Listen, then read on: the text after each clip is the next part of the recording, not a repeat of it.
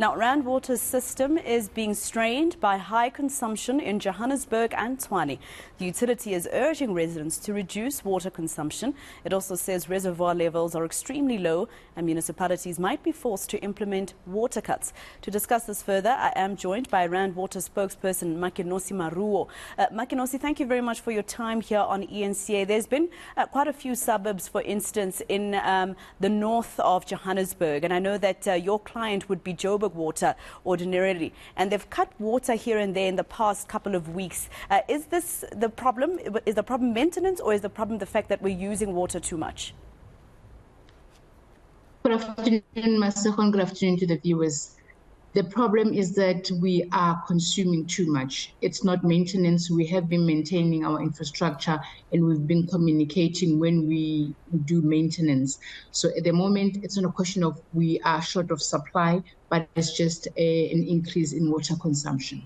Is there any way that your system can show where this consumption or this overconsumption of water is coming from? Is it residents really, or is it like big business and, factories, etc.? Right. How it works, we've got bulk customer meters, so it will indicate a certain suburb. This suburb is using this particular meter, so it would be a particular area. For example, we know that Sandton there is high consumption. We know that the Grand Central around Waterfall there is high consumption. Also around the south of Johannesburg, there is high consumption. So we do have those bulk meters that are indicating precisely where the consumption is. And can you share with us which areas are these that you're seeing?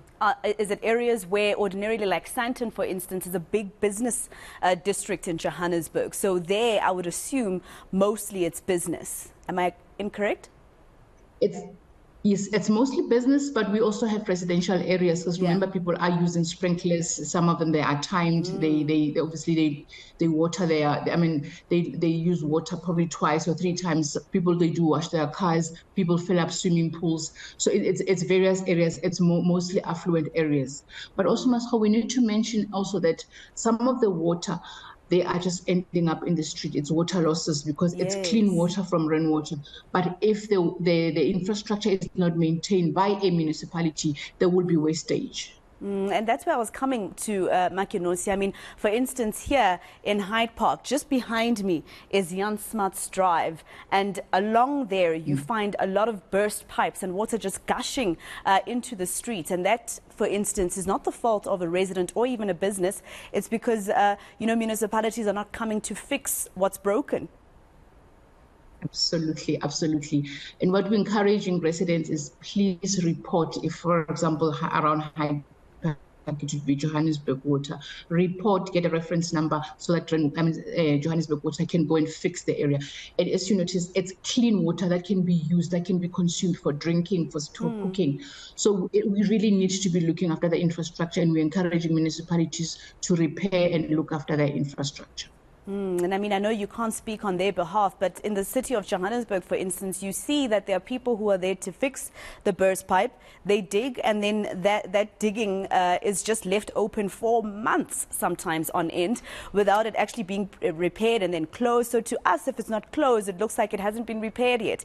And you'd find that even on a road like, for instance, Bram Fisher Drive, there's been many those alleged fixing of infrastructure. They dig up, and then it just stays open for months on end with no one coming to actually finish the job. So that's how it looks to us. Makenosi, tell me if it has anything to do with the fact that we haven't seen rainfall in quite a couple of months as well?